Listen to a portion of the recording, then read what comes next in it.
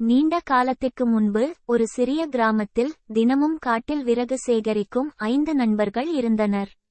அவர்கள் ஒன்றாக வளர்ந்ததால் மிகவும் நெருங்கிய நண்பர்களாக இருந்தனர். அவர்கள் பெயர்கள் ராஜா, ஷோபனா, கவிதா, பிரதீப் மற்றும் அர்ச்சனா. ஒவ்வொரு நாளும் காட்டில் நடந்து செல்வது அவர்களுக்கு மிகவும் மகிழ்ச்சியாக இருந்தது. அவர்கள் வழியில் வண்ணமயமான மலர்களை சேகரித்து மரங்களிலிருந்து பழங்களை எடுத்து சாப்பிடுவார்கள்.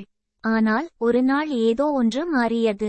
அவர்கள் காட்டில் ஆழமாக நடந்து செல்லும்போது மரங்கள் அடர்த்தியாகவும் உயரமாகவும் வளர்ந்தன.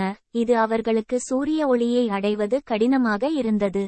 அவர்கள் தங்கள் நண்பர் ராஜாவை இழந்தனர், ஏனெனில் அடர்ந்த மரங்களில் அவர் எங்கு சென்றார் என்பதை பார்க்க முடியவில்லை.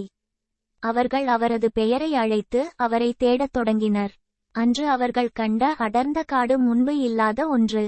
மரங்கள் அவற்றின் மீது மூடப்பட்டன, இதனால் அவர்கள் திசை திருப்பப்பட்டனர் மற்றும் பயந்தனர். அன்று இரவு அவர்கள் ஒரு பெரிய நெருப்பை ஏற்றி ராஜா எங்கே இருக்கக்கூடும் என்று ஊகிக்கத் தொடங்கினர்.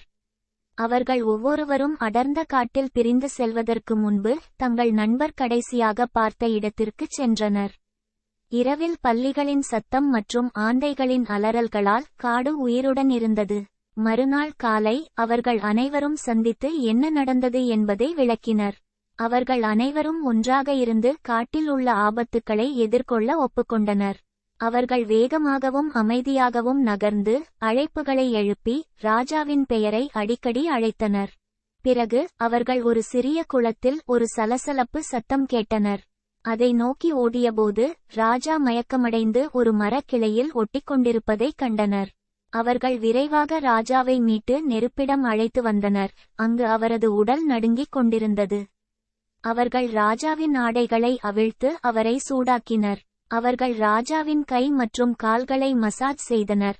இது அவர் மீண்டும் இயல்பாக உணரவும் அவரது வலிமையை மீட்டெடுக்கவும் உதவியது.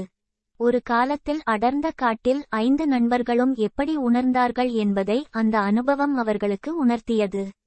அவர்கள் ஒருவருக்கொருவர் எவ்வளவு மதிக்கிறார்கள் என்பதையும் அவர்களின் நட்பு எவ்வளவு சக்தி வாய்ந்தது என்பதையும் உணர்ந்து கொண்டனர்.